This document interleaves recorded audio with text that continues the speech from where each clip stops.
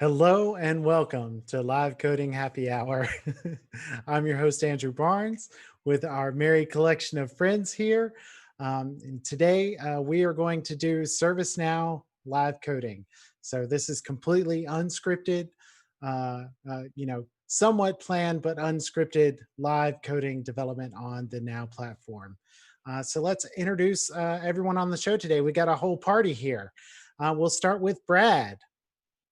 Hey everybody, my name is Brad Tilton and I am a developer advocate with the developer program here at ServiceNow. I've been developing on ServiceNow for almost 12 years as a customer, partner, and employee for about the last 4. Oh, thanks, Brad. And let's introduce Brian. Hey, I'm Brian Bimschleger. I am a product manager here at ServiceNow for Flow Designer and Process Automation Designer. I've been at ServiceNow for just about 3 months now, but I've been working on all sorts of workflow automation tools at previous roles for the past couple of years. Awesome. And closely related to you, Brian, is Jake. Hello, everybody. Jake Berman here. I manage our workflow and integration products on the platform business unit for ServiceNow. So everything that's Flow Designer, workflow, automation, integration, and so forth. Awesome. Thanks, Jake. And Chuck. Jake's my hero. Hi, my name is Chuck Tomasi, Senior Developer Evangelist at ServiceNow. Been here for about 10 years, was a customer for a couple before that. And I love Fridays because we get to do this. Oh, it's my favorite way to get into the weekend. And I'm Andrew Barnes, along with Brad, Developer Advocate here at ServiceNow. I've been here for 2 years, been on the platform for a little over 6 years, and just super excited to have the product managers on with us today for our Flow Designer Focus Week. So if you've seen all the blogs this week, they've all been related to Flow Designer. I think we had 4 of them this week, which is a lot for us. Because they're doing a lot of cool stuff in Flow Designer. And some of them have multiple topics too. So it wasn't just like 4 articles. There were probably 10 or 12 things in there. Yeah. And so let's go ahead and introduce our drinks in the same order. All right, today I have a Rochefort 10. It's a Trappist beer that I know and love. All right, I have a Mike Hess Brewing Steel Beach American Lager that the green screen's not picking up. And I have Stone Delicious. Ooh, nice. I've got one from my old stomping grounds, the Leinenkugel's Summer Shanty. So if you're in the area and you want to sound like a local, you ask for a Leinie's. Yeah, I went a little lighter than usual today. So I've got a hard cider from Blake's called Fido. All right. Awesome. We got our drinks. We got all the people. This is going to be a lot of fun today. So we're super excited to have Jake and Brian with us, joining with us. At the end, we're going to do some questions and answering sessions with them. So if you've got some Flow Designer questions burning in your mind, throw them in the chat and we'll get to them at the end if we don't address them along the way. Think about it because when someone asks you immediately, hey, do you have any questions? It takes you a little while to warm up to a question, but you've got about 40 minutes before we're going to say again, give us those questions. So Chuck, what are we going to do today with Flow Designer? We are going to continue our automation as we get my old community live stream app closer to Artifact Manager. I'm still going to be maintaining for an interim the records in the CLS app, but we'll keep things updated. And we recognize some gaps as Andrew and I were having some design sessions offline, and we said that would be a good topic for this Friday. Let's continue to build that, because I've built out most of the automation. Well, prior to us redesigning the whole data model yesterday. Based on the current data model, this should work really well. We have an opportunity to show off the branchless make a decision action or logic, because I want to keep the CLS states, they have different values, in sync with the Artifact Manager states. Because when Brad and Andrew look at a record in Artifact Manager, I want it to reflect accurately where we are. And it wasn't a one-to-one mapping either. So I've built most of the decision table based on my previous ignorance until Andrew and I had a discussion yesterday. So we've got an opportunity to add another decision. We're going to put a make decision on the flow. We're going to do it branchless, because I want to use the answer record as the update activity, because 9 times out of 10, I always have these branches off of a make a decision, and it's update a record except for that one value, update a record except for that one value. And like, oh, come on. So now we'll be able to show that off. We are also going to, I'm trying to remember what was left. We'll hit some other features along the way, but for sure, we're going to show off the copy action. Oh, absolutely. And I've got we'll probably highlight a couple of others that we wrote blogs on this week, and use them as appropriate.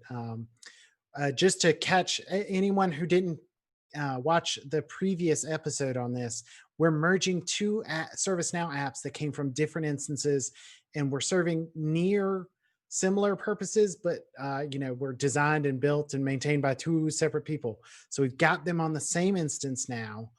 So we're merging 2 processes, and we're doing this in a staged manner. So we've got them in the same instance now. And then the next step is tying them together closely so that they have a bidirectional sync, and aligning their processes closer and closer until we just merge the 2 apps together. In some places, you'll never merge those apps together. You'll just tie those processes together, whether or not they're even ServiceNow processes. I don't even know that we'd have a bidirectional. My vision is to get rid of the old CLS app and do everything out of Artifact Manager. If it does everything we need, why have 2? That's a good point. I genericized a little too much there. See, we're still designing as we go. We are. It's really hard to pretend that this is scripted at all, because we make it up on the fly while we're here. Indiana Jones style. Is there anything that either Jake, you, or Brian would like to share before we get our hands in Flow Designer and get dirty? I think we should just get started. All right. Let's do it. Show me. Don't tell me. Show me. Host has declined attendee screen sharing. That's all for me. Thanks. See ya. Brad will fix that. Is that me? Yes, sir. Just click the share thing, and then there's go. properties. All right. Yeah. Try it now. Yay. Okay. Yay. Let's get this, as my friend is called. Let's get this sharing. Okay. So bad puns aside, I have a CLS record, community live stream, and this is the application where I rolled the process of getting things ready. I think about it beforehand, and I jot down some ideas, and eventually I get a YouTube link and broadcast, and then there's some post-production. Sounds simple, doesn't it? Well, this is very similar. I've got community content. I've got YouTube content that goes in the description. I've got a video ID. A lot of this is also available either directly on the artifact record. Here's its counterpart. We've already built the part where it says, oh, hey, I don't have one of those. Let me go make it for you. So I'm just copying the data over to another record. And I've got 2 tertiary records for YouTube and community content, like the HTML from my community description is down here. So you can see that. We'll automate that so it publishes to the community and we'll have APIs and doing all this automatically eventually. But what I've got today is this state is still being manually updated by me. And you can see there's idea, needs research, pending future version, da da da da da. There's what, 6, 7 states in here, as opposed to the 6 that are here. Well, look, we both have idea, we both have collect, we both have, we don't have collect. We have complete, published. They don't quite align one for one. So what I did is made a decision table.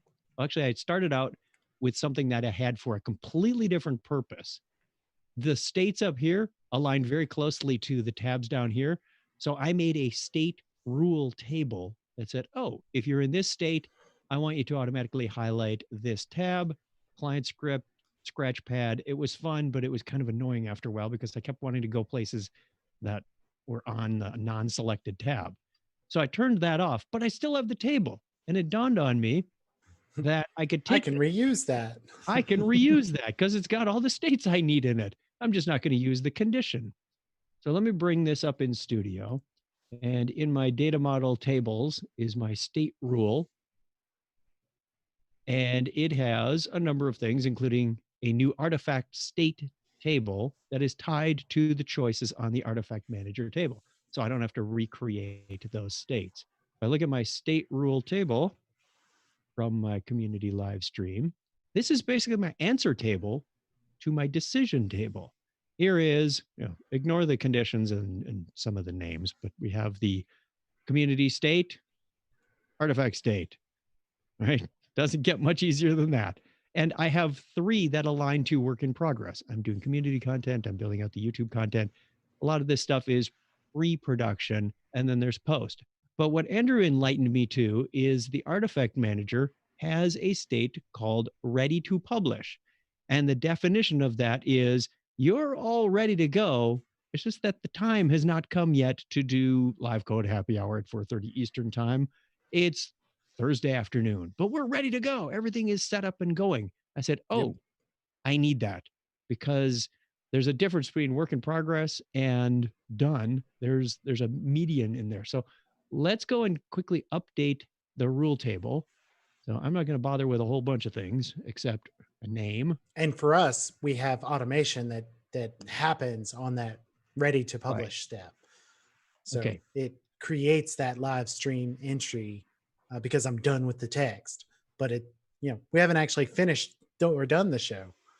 Here's my quandary. I don't have a ready to publish. So Andrew suggested, why don't you add that before you add your state rule? Silly boy.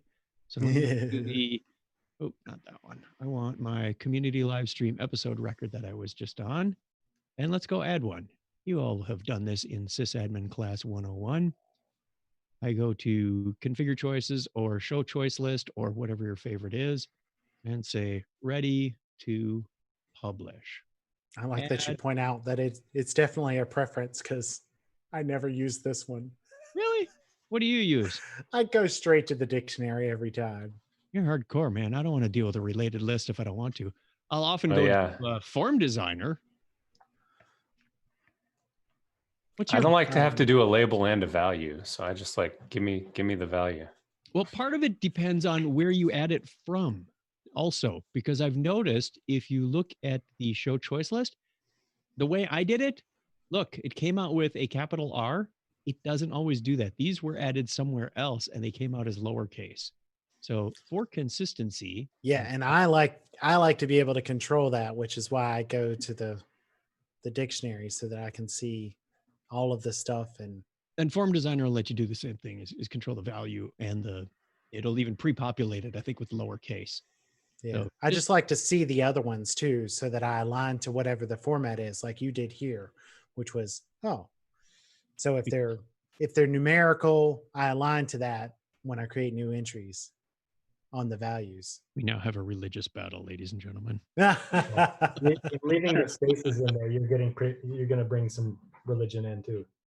Yeah. Yes, you are. You're right. You're right. And there used to be a problem. This is one of the hardest things I ever found was when we were adding choices through the configure choices the way I just did it. I was hitting tab enter to create it, and it would put %20 in there at one time. This was like back pre-Geneva, I think it was. It was either Geneva or Helsinki when it was fixed. And Marcy Palin, one of our video script writers, says, I don't know what you're talking about. I can't get it to do that, because she was clicking the add button and She wasn't hitting tab. right. That minor difference put in those %20s and mess up things like UI policy condition checks. So I remember that. it's like, where are these coming from? They're always there. So go and replace them with underscores. The spaces don't seem to be too detrimental anymore. So I've been okay leaving it that way for now. But Yep. Jake probably has some stars too. So now we can add our new entry in the state rule table, right? State rule ready to publish. The state is going to be ready to publish. The artifact state will be ready to publish. I don't need any condition because that doesn't matter for me. That's what the table's original use was for. Now let's go to my decision table, because I need the decision for that in the CLS artifact states. I'm an old timer. CLS to me means clear the screen, but that's another. It's just nice. Burned into ROM. Okay. New decision label ready to publish, as good as anything for me. Lish. Can I blame it on the new glasses? I don't remember my ordering, but this should probably be about 500. We'll look at it on the list. I want my answer record to be the ready to publish record. Nice. And I don't need a condition on here. Yes, I do. I need CLS state is ready to publish. That's my mapping. Okay. Decision table entry made. How are my numbers? Close, but not exact. This one should probably be 500. And this one should be 400. Better? And so here is where the sort of the interesting condition one would be the work in progress one, since you have 3 conditions for that, right? Right. This one is, if I look at this one, it says you will, the community state is one of these, then set it to the label is work in progress. And my answer record comes out of one of these, which they all point to the same thing. So it's fine with me. Yep. So I like is one of. That one snuck up on me at some release too. It was one of those things that I was going, is this or this or this or this? Yeah, is one of is a very nice feature. So we have our decision table made, our decisions made there. Our input is simply what is the current state for community live stream record. And I will spit out an answer record for that you can use in your make a decision. These are really cool. So it feels like we're ready to go to our favorite place. Over here in Flow Designer. Jake's pride and joy. Brian's newfound love. Okay. My flow is very simple. When the episode record is created, it goes and uses this subflow. I created a subflow to act as a library of function, because there's times when I may want to call this from a UI action or who knows where. But this does all the details of what do I need to do? When do I need to do it? Am I updating that community article? And it keeps the flow as the trigger, but I could still have inputs to some of that other stuff. And then it returns out an artifact record, which I then say, oh, well, let's go update the episode record with the artifact. So now they're connected. I've created something and linked it back to my episode. Let's take a look inside here. I like this icon too, because no matter where you are, you can pull up an action, you can pull up a subflow without having to go back to the menu and search for it and navigate and whatnot. So pass in a couple of inputs to this subflow. It passes out an output record. And here we are saying, go and look up the author. Let's make some community content. I absolutely love the create or update as well. How many scripts have you written in your life to say, does the record exist? If it doesn't, I'll create a new one and fill it full of stuff. If it does, I'll fill it full of new stuff. Like this is an upsert has been long overdue in this platform. And that was Orlando. I think so. I think that was Orlando. It's hard to remember that far back. Far back. You do realize that some people on this call haven't upgraded to Orlando yet. I know. That's why it's funny. All right, here's the part that I wanted to do just for fun. You see this? This is a pretty involved record update or insert. I just have to click this icon just because it will duplicate everything in there, including the annotation, which I love. So this is a copy of this. Woohoo! And upsert came in New York, by the way. Aha. Oh, it was New York. All right. You're off by So- one. So Brian or Jake, we do love the duplicate action. So how hard was that to implement? Was that tricky to do, or was it relatively easy in the scope of Flow Designer stuff? Like how tricky was it? To be honest, it was so tricky. It took us 8, 9 releases to get it in there. Well, it's been Flow hasn't been out for 8 or 9 releases. I mean, copy and paste has been a long overdue and asked for thing, but copy and paste is really tricky when you have data flow, meaning I've got data mapping. If I copy a flow that's referencing a thing that's part of the copy, like a copy multiple, it gets really tricky. But something we could do really quick, kind of a quick win while we're prioritizing other bigger, shinier features, was duplicate. Duplicate was relatively easy, and we were able to sneak it in this past release. So pretty happy. Hopefully it's helpful. And we find that at least in our authoring and when we go build new integration spokes and whatnot, that's what you're doing most often is you want to do something, multiple times, and it's pain to go reauthor everything. So it's at least a stepping stone to get full copy paste working. Eventually we will do full copy paste. I know I've already taken advantage of it, and it's made my life easier already. So I appreciate it. So Yeah, go ahead. when I Jake. presented some Paris features to our dev MVPs, that was one of the few features that had an audible clap when we showed it. So that was a good one. That's good. We're getting some interesting comments from the YouTube feed, so I'm going to play along. They want a Bob Ross version of this. We're going to paint a happy little make a decision action right here. Happy little. Action 2 and action 3. Notice that in the actions, the numbers are flattened now. We don't have an indent of 4.1 and 4.2.1. This is a lot simpler. Okay, let's take out a red. That is a Paris feature. Yes, that is the renumbering. Yeah, and I'll add some color there. We had a lot of user feedback, and I think this is like saying workflow or flow. Which one do you like? Some people like it, some people don't. But having like a nested if within an if within an if within an if, I have 1.1.1.1 if I do the nested numbering, and it starts shifting to the right. It gets hard to even identify, the repeated numbers. And so it was proposed to go with a flatter, simpler approach to be a little bit more consumerized. So, if we get enough user demand, we might introduce a property that allows you to set a user preference. Right now, we went with a simple approach to address some of that pretty loud user feedback. I like it. I was having a discussion with Dave Slusher, and this will come out on the Breakpoint podcast next Wednesday on the 19th. You'll be able to get that. But it's one of those things that when you're designing the software, seems like a good idea to have that outline format.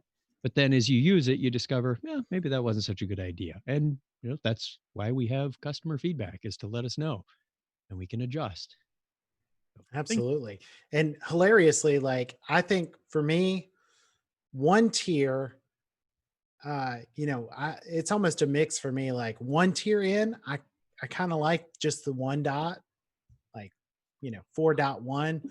But as soon as you get 5 and 6 tiers, I'm like, oh yeah, that's simpler function here, please. Especially if you have to get into the inline scripting. Which was 4.5.6.2.1.3? Oh, forget it. You got it. Yep. Yep. Been there. So now we're ready to add our decision tree, right? A decision. Make a You decision. Programmers, this is kind of like a switch statement. And we're going to point it to a decision table that we've already made called CLS artifact states. And I really only need one decision, but I could pick either all, or if I did have conditions that matched more than one. For example, if I'd put in all of those work in progress states rather than have my other table filter Oh, them, yeah. I could have done that. Now, right now it says use with branches, and it pulled the decisions out of those labels that I had before. There's our new one ready to publish. But of course, all of these would be just saying, okay, here's the answer. Go update the record. And I'd be updating the artifact record here, here, here. So thank goodness for copy action, but I'm really updating it at the end here. So what I'd like to do is I got to select my state, and I'm not doing a static state. The state will come out of the episode record. So let's go get the episode input is state. Ta-da. There's my input, and turn this off. Otherwise, it's been around for a while. That's kind of your default on a switch statement. It's if I don't match anything in this table, what do you want me to do? So it says, look, you're about to turn these off and anything under here is going away. So if I had built up some logic under each one of these branches, gone. Okay. You don't get it back by turning the checkbox back on. It's gone. So use it. Understand at the beginning is usually a good time saver to avoid that hazard. All right. Now, look what I get over on the right. Let's make a label here.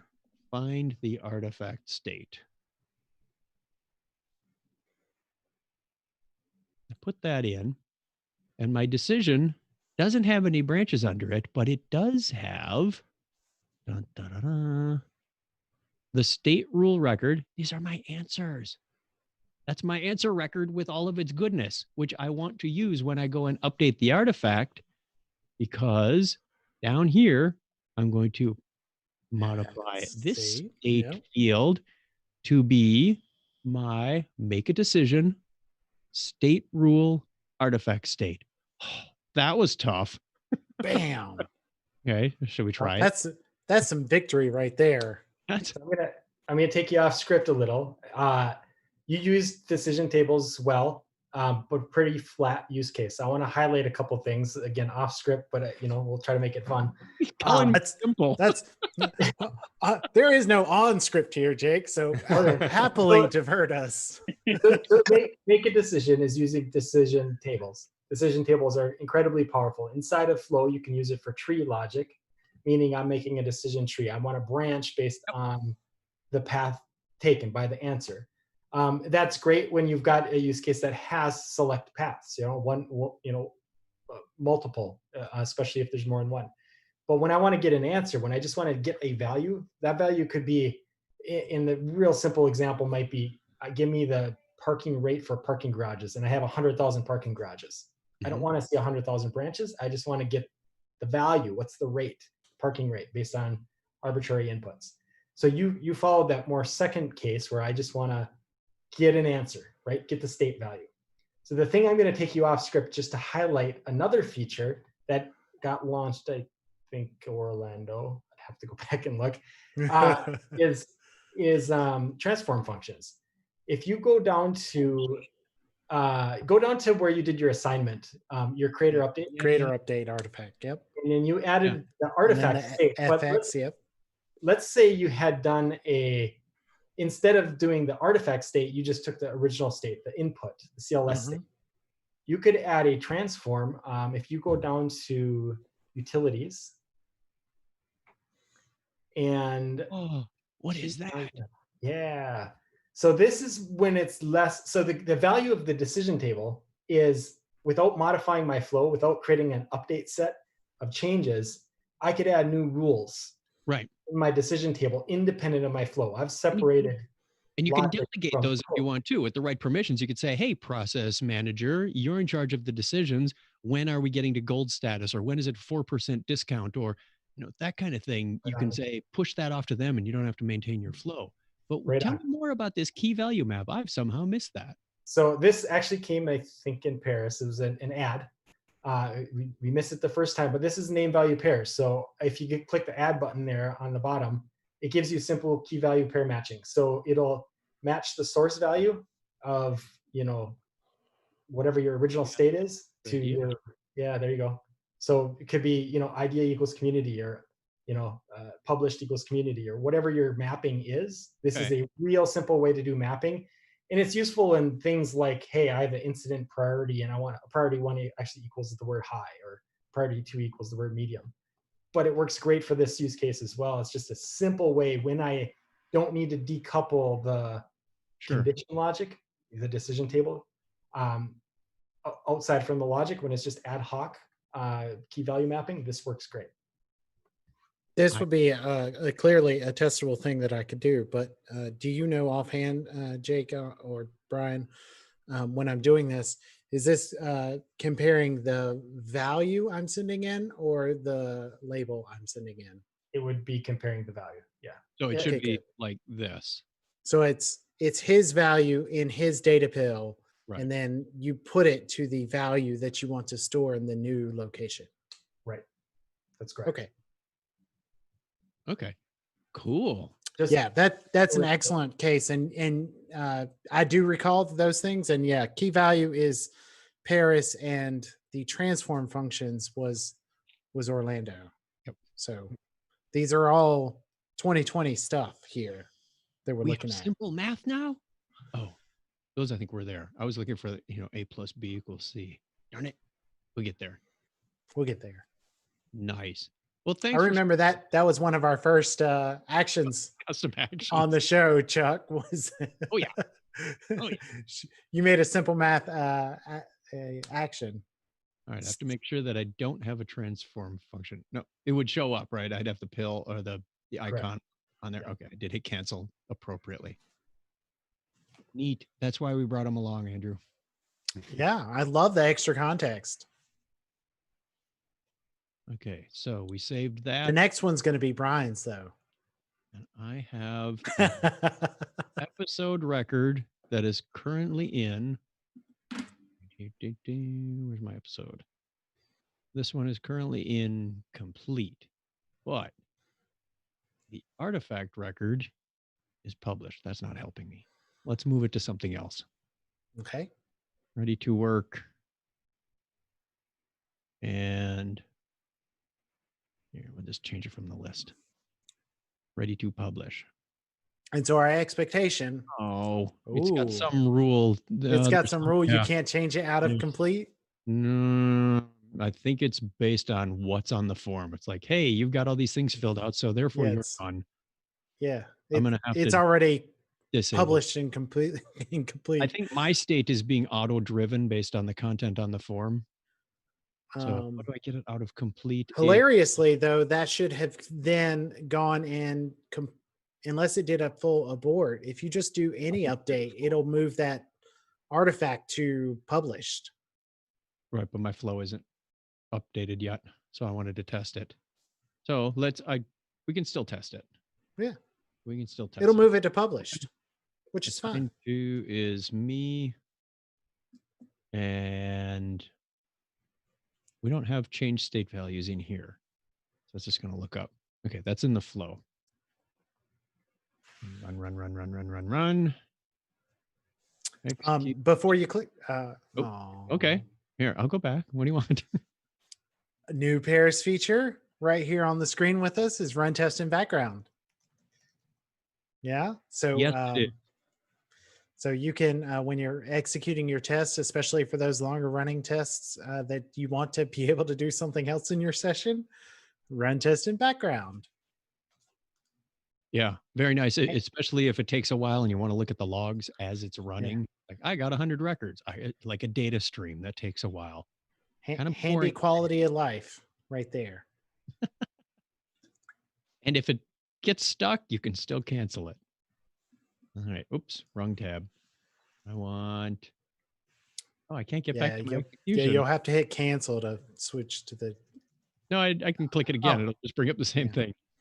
All right. So we updated this and it says completed, evaluated. that was the document ID of the answer record, which says your artifact state is published. And if that works, then this should say published down here. Do I see it? Do I see it?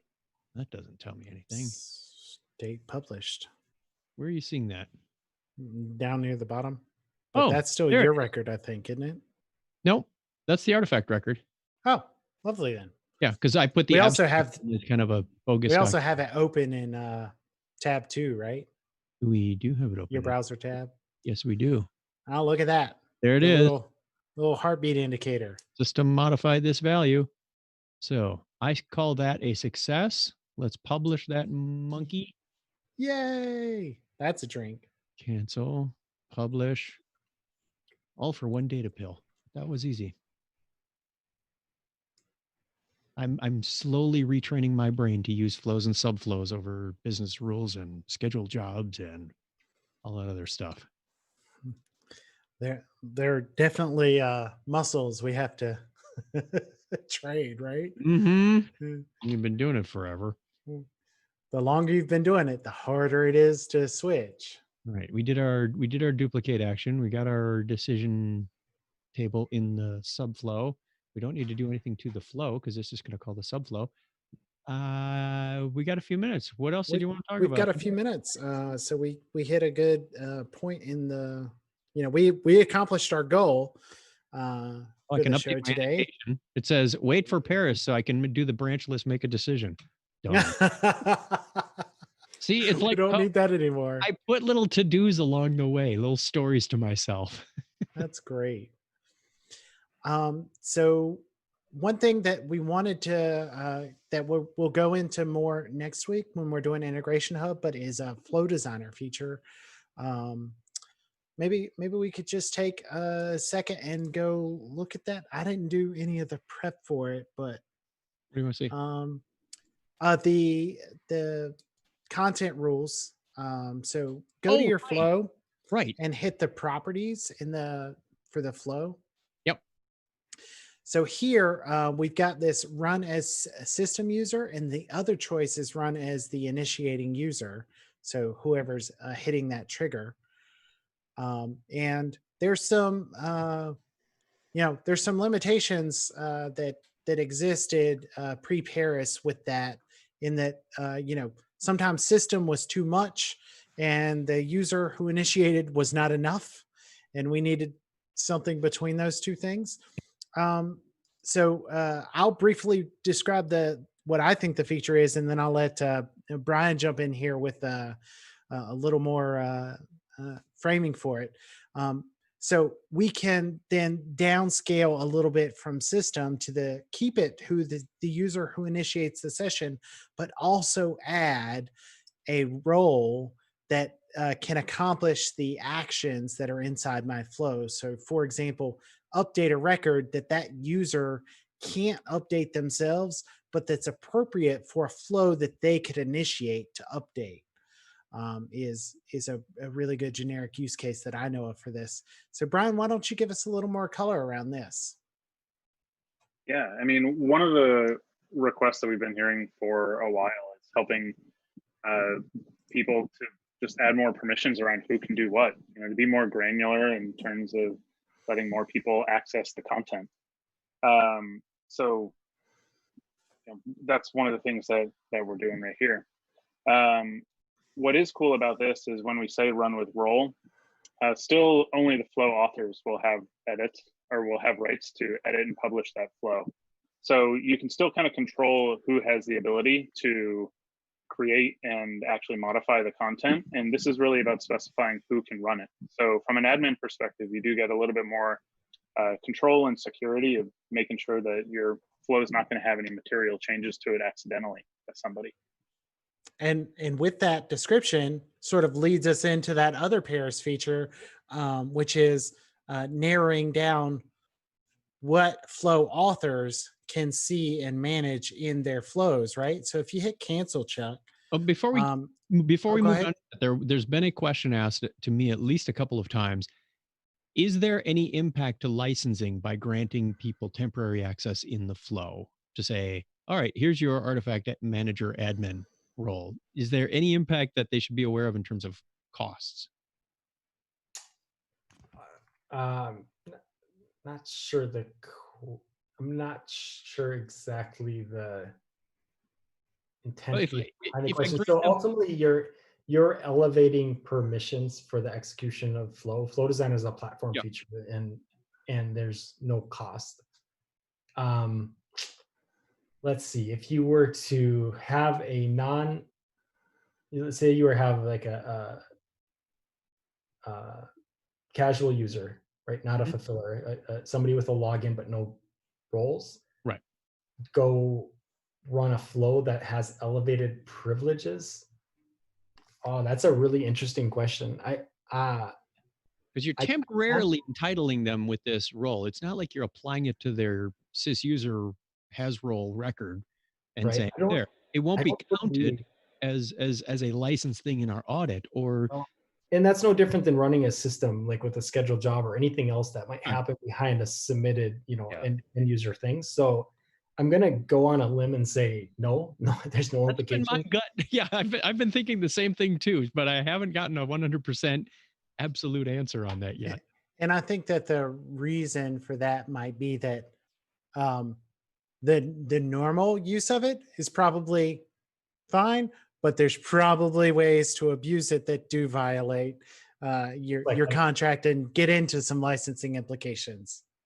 yeah, which is probably a fair assumption because that's true everywhere. We give a lot of rope. Yeah, But we don't explicitly audit anything about this. Flow Designer is a free Okay. to use product in the platform, and all we're doing is allowing the flow author to explicitly state how this flow should run so that you can have known outcomes when you're working with things like password resets or sensitive data or security data, like security incident response. Mhm. And then the other thing, just to build on this, is whatever role is specified there, the flow author must have that role yep. to actually publish Mhm. it. So it adds Okay. actually as an extra security layer. If I'm a flow author and I don't have rights, that flow becomes read only for me. So if I don't have, say, security operations, or better yet, I don't have HR, I don't Any know, of the case policy role, management roles for and HR. I Yeah, open up the flow that says, offboard user, I can't save it, I can't copy it, I can't run it yep. as a flow author. Okay. And then going into your next feature, you're going to highlight, you can actually hide those from Yep. those users as well. But it's just an interesting, outcome for this particular feature. And something that Yep. Dave and I had in our conversation was in some ways, this runs with roles actually gives you more control and you'd be less likely to be spending money on allocating roles to people who just need it once a year to run some flow. You don't have to assign that person a full-time licensed role just to do a little slice of their job description. You And could assign it to the flow and go, there you go. It's not abusing it. It's actually giving them more control and controlling costs. a great example of that is like operations. So incident management. An event comes in, let's say we had automated triage happening, and we know the situation requires a server restart. Well, that help desk or service desk admin doesn't necessarily have rights to log into a server and reboot it. So we want to give Right. them a flow to do it. But you don't want to give them the full reboot any server all willy-nilly. You want it to be governed and controlled through the Yeah. automation you built. So you build it with a flow, you give them a UI action, a button, a thing, piece of automation into your help desk workflow so that when it is a known remediation, they can progress it forward and have that reboot happen in a controlled way. So that's exactly the intent behind it. Yep. So the next and last thing I wanted to highlight on Paris before we move into our question and answer is Chuck is showing now the list of spokes and their actions that we have available to us as admin. And that's not always appropriate for everyone. And many times it's definitely not, especially as you get into delegated developers and expanding out your folks who are creating these and managing flows. We don't want to expose the Microsoft Azure AD, or the spinning up VMs, or the managing a HR case, integrate, an integration to an HR system, to all of our flow authors. We want to narrow that down. And so, Brian, why don't you just give us a little more flavor around that, and then we'll move fully into the Q&A. Yeah, so it kind of builds off some of the permissioning that we talked about at the beginning and briefly just touched on right now. So what Chuck is navigating to now is we'll be able to specify, what content is available to particular roles. So if we want certain spokes to be hidden, certain actions to be hidden, we have the ability to define on a role level who can view what when they're building out their flow designer. Yep. And so this is based off of these two tables here: the content filtering rules, which relates content definitions to a role, and then the content definitions is the how we group and bundle together the actions, flows, subflows, and triggers, right? Yeah, Jake, do you want to add some more context there? Yeah, no, that's exactly right. So if I have, for example, that HR analyst, I could have a series of content filters that are just for HR analysts. Currently, this is more of the authorized list. So instead of authorized, unauthorized, separate list, that's authorized. It's just anything, it's additive. But it gives you that ability now to say, here's my security analyst. They can see the security stuff. Here's my HR analyst. They can see the HR stuff. And then here's everything else. And that way, people with flow author rights don't have to get overwhelmed with everything. They have all the content just for the role. Right now, this works in Paris for actions, flows, steps within Action Designer. So it's like protocol steps, and the flow logic. So if the make a decision like we reviewed today and so forth. So you can set up a rule on all those pieces of content. And we ship those examples out of the box here in the content definitions, right? Yep. Yeah. And we'll be improving this with more controls in future releases as well. So things like, copy or show code snippet, or set the run as permissions. So those things that are more capabilities or features of flow, we'll be able to restrict based on security permissions as well. But that's coming in the future. Right now, it's all about content. So let's drop out of share, Chuck. Thanks so much for driving today and hooking up that decision into our flow. And so now we'll do a little question and answer, which we basically already rolled into, some of it a little more prompted. Hey, but someone snuck in here. we did sneak someone in. So, frequent guest of the show. Why don't you introduce yourself, Andrew? Hey, my name is also Andrew. You might know me as Upside Down Andrew Albridor. I work at an insurance company in Australia. I'm one of the dev MVPs, and I like to consider myself a fladvocate, one of the advocates of Flow Designer throughout the ServiceNow community. So I'm really excited to be here. And I saw the topic come up on the YouTube channel. I messaged Andrew and I was like, I want to get in because I love Flow Designer and I want to talk to these guys. That is super excited. So we will yield the floor to the first question to you, sir. Oh, geez. It's 7 a.m. You answer a lot of questions for other people, I try, but you don't get a chance to ask the visionaries behind Flow Designer questions very often. You can defer and pick it up later. No, I was thinking, like, swing. One thing that does come up a lot for myself, like even this week, I was working on stuff that had this problem. It's all around error checking and error handling in flows. If an action that you've created fails, or if something goes wrong, quite often you have your flow kind of hang and it breaks, steps out of a continuing condition, and that might not be exactly what you were imagining. Is there something in the roadmap to look at sort of error handling in flows? Absolutely. So short answer, absolutely. So Yeah. The recommendation right now is to work around it by setting up logic where appropriate to capture that result. Now we did add some improvements. So like lookup record would always fail if the record didn't exist. I was going to mention that one. Yeah. You got to use lookup Yeah, that's a record. good one.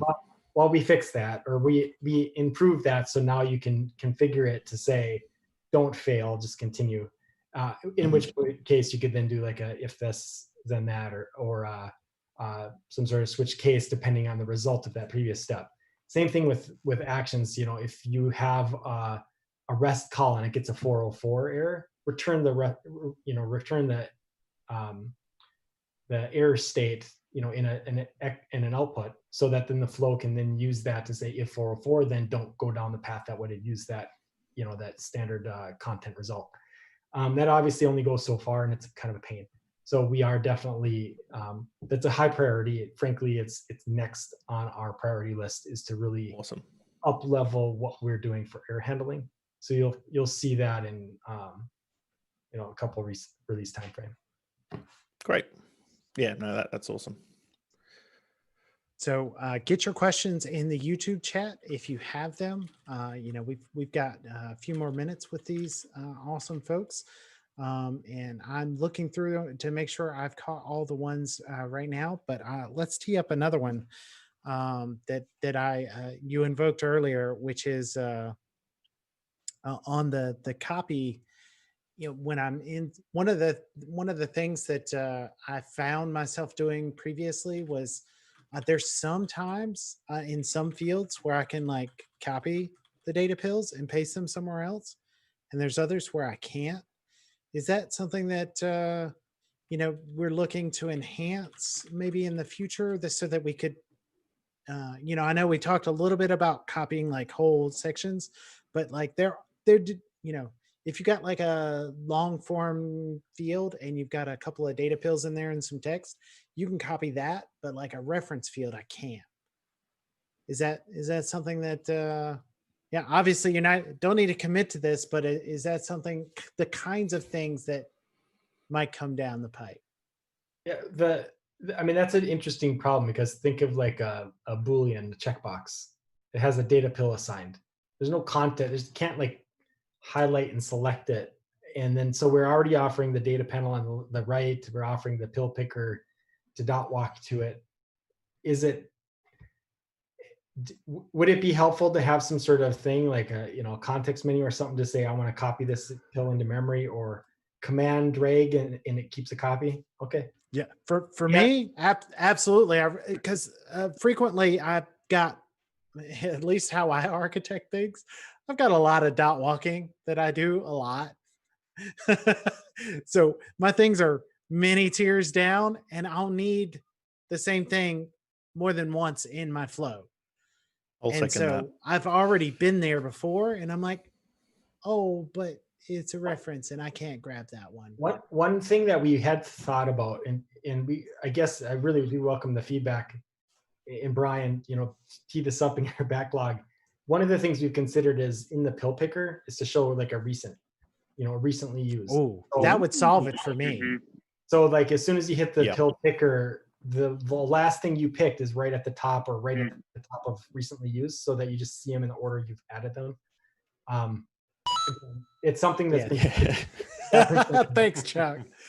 Yeah, how you give it to me? Yeah, so that was sort of the you know, the one. I gave an example of how I would consume your requirement, but the requirement is I'd like to be able to get at these data pills that I've already used. And so I think that's a good example of a case where I outlined here's how you could have done that, but that wasn't my true requirement. And how you deliver it, I don't care. Just give me a way to get to them.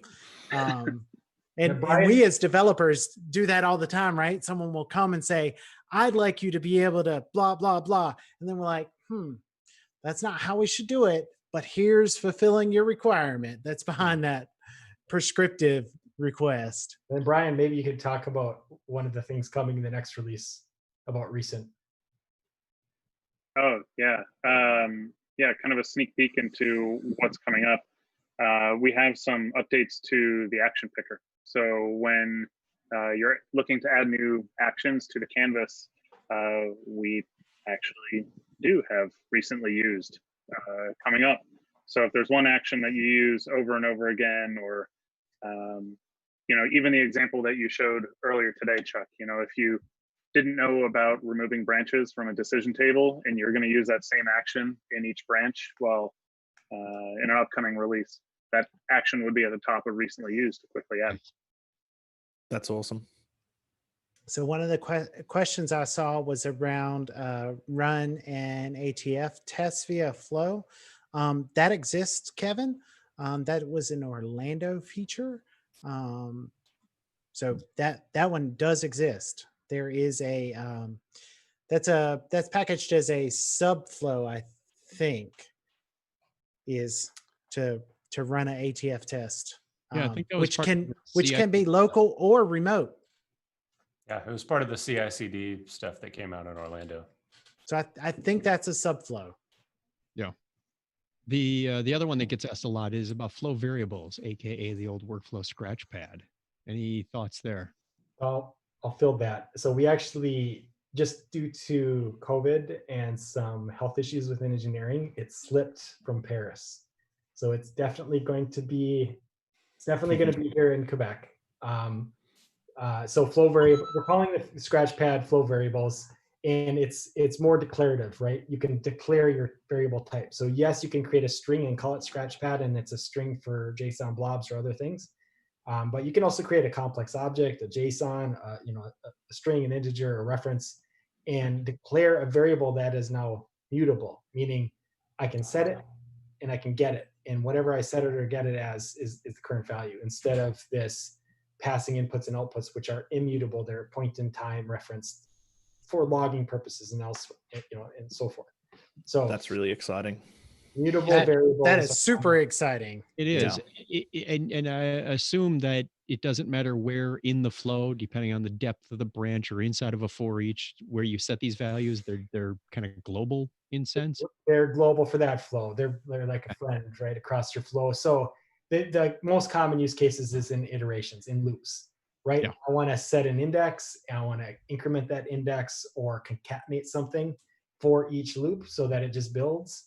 And then outside of the loop, I want to reference the result of that. And there's lots of different use cases, but that's kind of the most prevalent, like that comes up and smacks you to say, how the heck do I do that? There's a couple ways to do it today, but I don't want to share it on this call. No, I agree. I'll with share how Jake. I do it if you want. Yeah, that's not the appropriate use of our last time. So tee up your last thing, Andrew, and I'm going to throw just one out there from me, which is there do I just not know the best way to do this? I've found sometimes when I'm doing, I believe it. When I'm doing some more complex flows and I have touching the same record over and over, there's cases where I need to go refresh that record. Is there any thoughts on how to go get the current without having to go set up a new query to go get the record that I already have a data pill for, but I need the current information for that record? This is something we've considered reintroducing, current, the idea of current. The challenge is, no matter what, it is it's inefficient to always hydrate current, except when you absolutely. Yeah. And so far the design has been pure, meaning the data is only hydrated at the moment it's referenced, which is a little tricky inside a flow designer. If I go fetch a record, but I don't dot walk into a value until 8 steps in, I don't actually hydrate that value into memory until 8 steps in. So between steps 1 and 7, some external outside of the flow thing happened to change the value from what it was when I went and fetched it to the value it is when I first reference it. It's getting that value at that point in time when it's first referenced. Hopefully that made sense. I heard myself say it all, and it was a little complicated. I got it. The point is, today we don't do current, right? We get the data the moment it's needed. And that gets you in trouble to say, if I I get the state and then the state changes and then I go reference the state, and it's the state I fetched that because when I referenced it, it was whatever that pre-changed state value was. That's exactly the scenario I've run into. Whereas I need to evaluate the current state, and so I'd have to do a new query. And I'm not upset that I have to do no query. I just want it to be just a little bit easier. Yeah, right now I think the only recommendation would be to create an action that does that instead of an action for that single purpose, to say get current just as a kind of a standard output for the input record you want, so it does it a little more seamlessly within your flow versus nesting like the 3 steps of lookup record, get the result. That makes sense. And I think I'll turn that into reality. I think I'm going to make an action that does that, because I've my current stuff, I've definitely used that. And even some of the workshops I've built needed that. And so, yeah, I like that idea. So I appreciate that. A simple action, but it is something that has come up. There's probably some community posts about it, and it is in Brian's backlog. It's somewhere in that list of backlogs. Yeah. So more noise That's how backlogs go, though. The more noise that happens, the more it raises to the top that we take action on. Did you have a last question, Andrew? I asked one of my mates, and I think it might be a little bit more integration hub than Flow Designer, but one of the big things that we've been thinking about is kind of inbound REST API stuff to call flows rather than building a scripted API with the flow. Is there some kind of feature coming to be able to do that? To next week, and we will talk about that next week. I figured that might have been the case. So next week is Integration Hub week, and we're going to punt that one to next week. So that's an excellent question, and we're going to talk about that one specifically, Andrew. So awesome. Now it's time to review our drinks. Chuck has gotten us through our tasks. Brian and Jake have answered all of our questions. There's been great chat, and so now we rate the beers.